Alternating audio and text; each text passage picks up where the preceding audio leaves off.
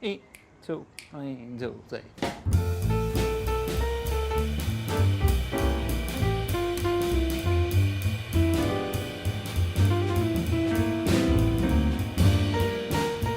The urge to move to music is a phenomenon that's been studied by Peter Woest, a Danish jazz musician and brain researcher who's been studying the impact of rhythm and music on our motor skills.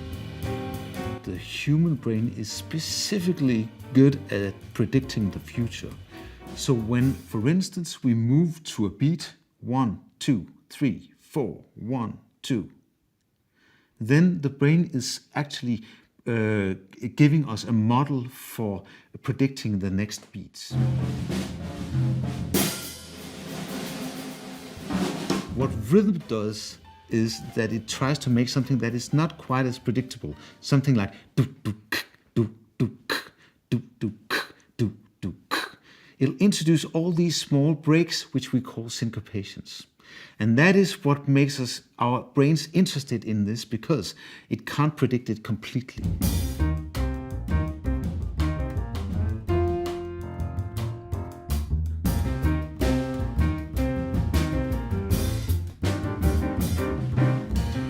These beats in between are actually making prediction error in the brain.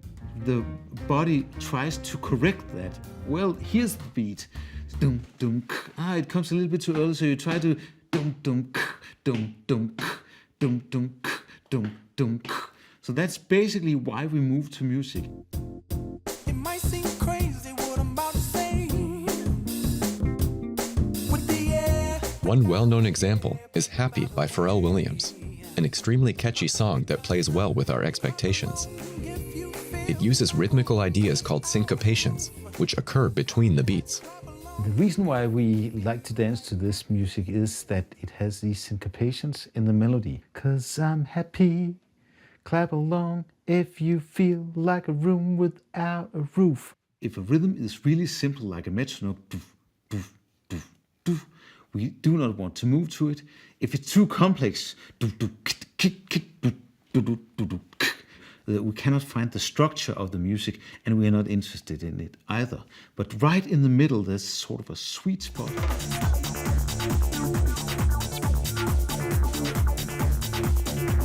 Most people really enjoy moving to music, and probably this has something to do with the neurotransmitter dopamine. Because we know that dopamine is both a neurotransmitter that makes us a little bit high, gives us a little bit of this high, but also helps us moving.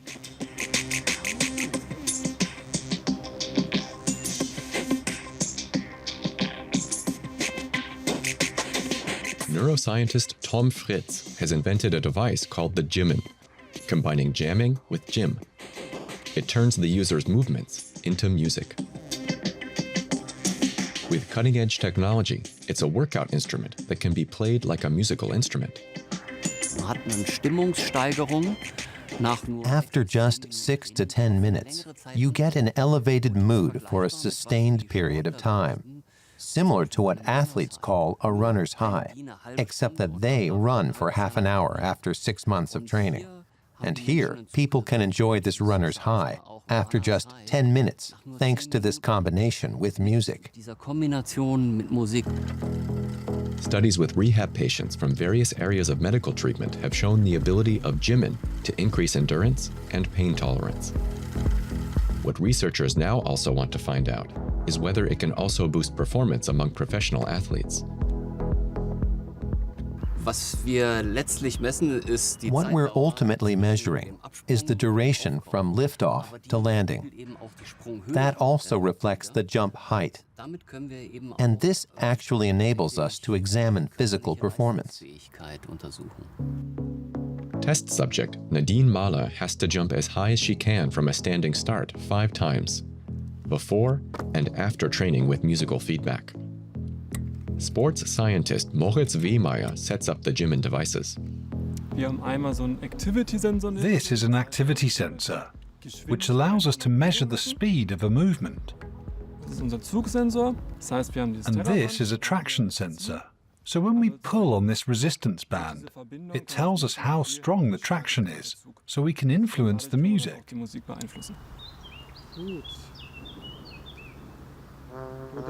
Off you go. No, first just pulling.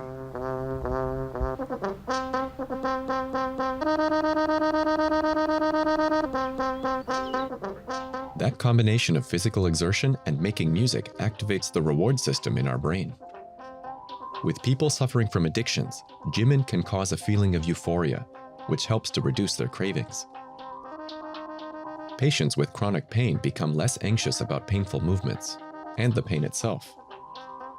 Researchers suspect there's a connection to an increased release of endorphins, happiness hormones that act like the body's own pain inhibitors and increase our motivation. I'm already pretty knackered, but I want to carry on trying out the music, the sounds and the melodies. Also sowohl im Sport als auch in der Rehabilitation. In both sports and recovery, the aim is to train our individual capacity. In sports, it's obviously about athletes wanting to go faster, higher, further. And it's basically the same with patients. Stroke patients will quickly reach their limit with unilateral weight training. And the point is pushing things that extra bit further. Noch weiter diese Grenze auszudehnen.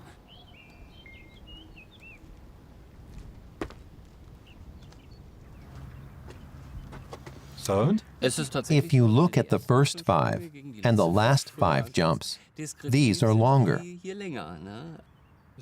I was pretty skeptical. It's always very difficult to enhance performance, especially with only such brief measures. But what we've seen after just one test person is certainly promising.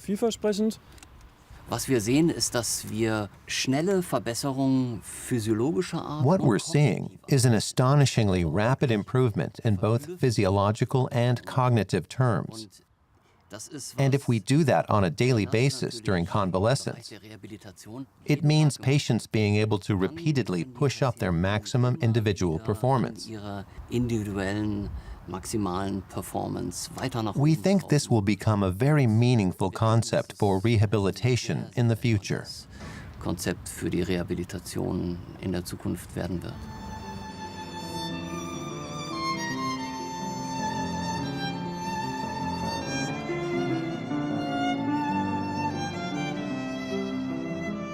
Music can change the neural activity in the areas of the brain that shape our emotions. Stefan Kösch is looking into how that can help treat illnesses.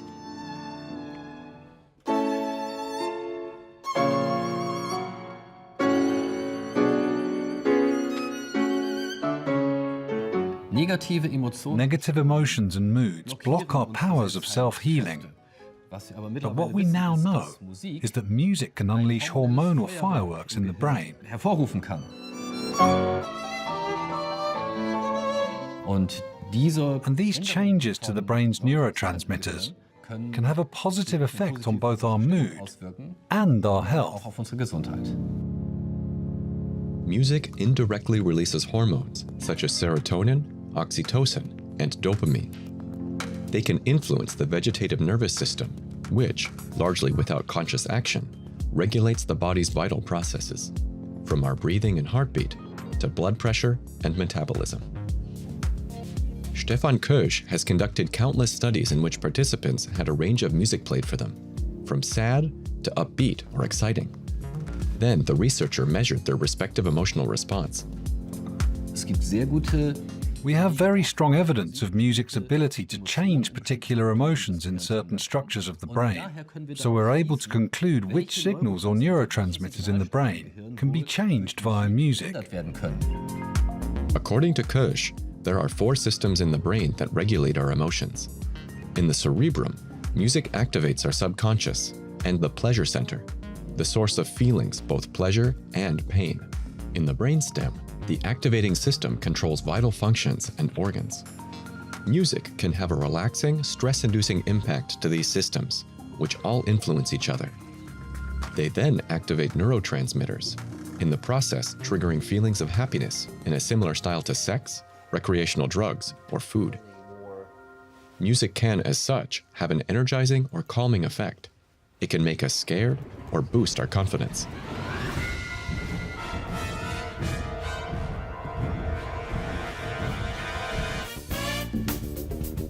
Music travels from the inner ear via the auditory nerve to the activating system in the brainstem. A network of neurons here regulates our sleep-wake rhythm.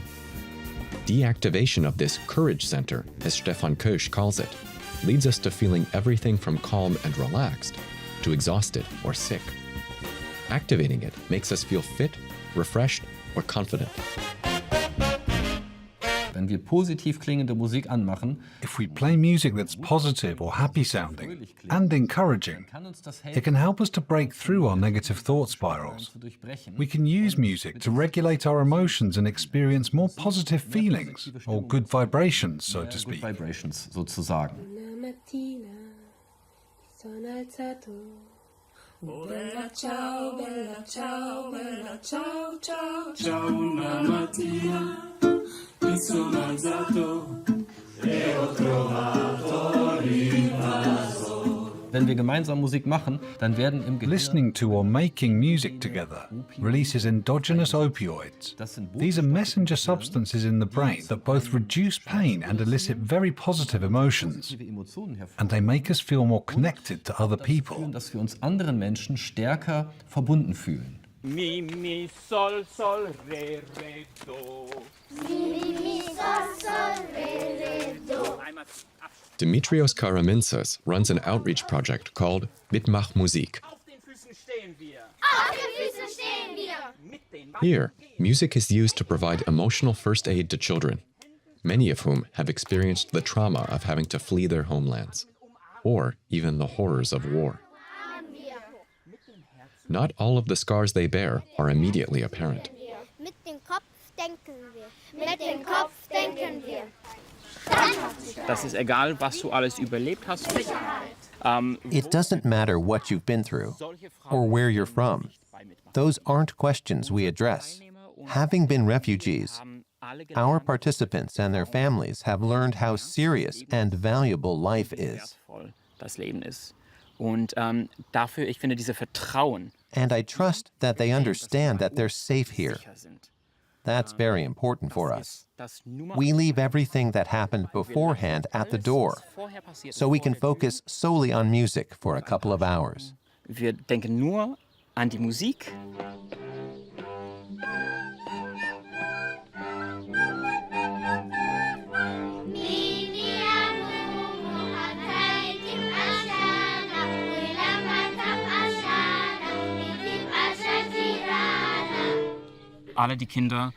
The children get the chance to try out a variety of instruments and to find their own voice.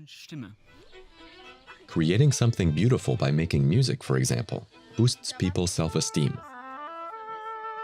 The Mitmach Musik project has 11 centers in Berlin and nearby Potsdam, helping young people to grow into their new society with greater confidence.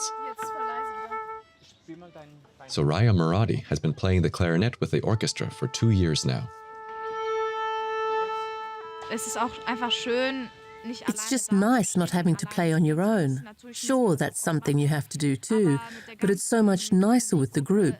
It sounds nicer and you feel nicer and not so alone. I'll clap 6 times and then we'll hold that note for 6 beats, okay? Playing with people also means breathing together, moving to the beat in the same rhythm, and working together. Getting the strings to play in tune is no easy task for beginners. Violinist Luisa Lichtenstein already has some practice under her belt. You get to know each other through music without needing to talk. It helps you become part of the group and be recognized as a member.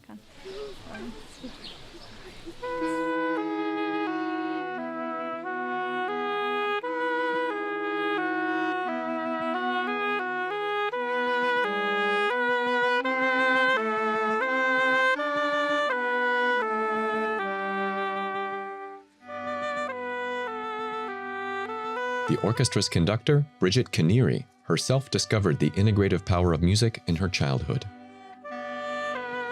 wo ich umgezogen bin mit 10 Jahre alt. I had a big move when I was 10, and it was really tough. That's when I started playing the viola, which was where I met all my friends. It gave me a kind of new home. And now, wherever I go in the world, when I hear an orchestra tuning, it feels like I'm back home. And I want to pass on that feeling. Und das Gefühl will ich weiterschenken.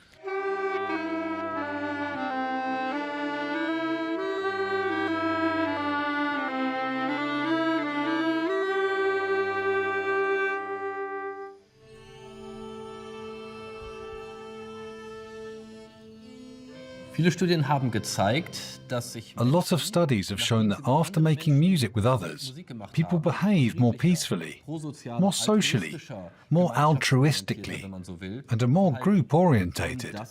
And obviously that's very relevant in evolutionary terms. Cooperating with others strengthens the social unit, and biologically speaking, that improves the chances of survival for individual members of that unit. größere Überlebenschancen haben.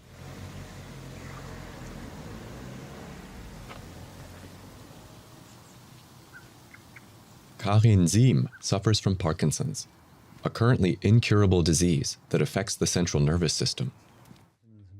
Peter Wust composes custom-made rhythms to counter the condition's progression. The music helps to alleviate symptoms such as tremors, muscle stiffness, an unstable posture, and slower movement. Velkommen. Tak for det. Studies show that just using a metronome can make a clear improvement in the speed and the number of steps the patient can manage. I'll now play you some different rhythms. Okay. Let's try this one, for example. Den her rytme.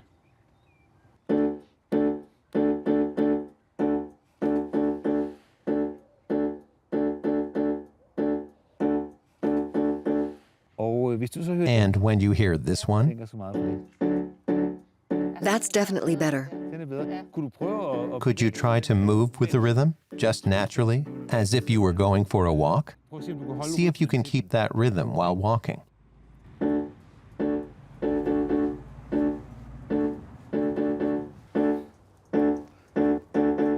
Great. It's difficult. When we hear rhythms, there's a translation between our auditory system and the brain's motor sections. And that linkage between the two systems isn't so easy for Parkinson's patients as it is for you and me. So a large part of our research is about determining how we can compose rhythms to be of maximum benefit to Parkinson's patients. Great. And now, this rhythm.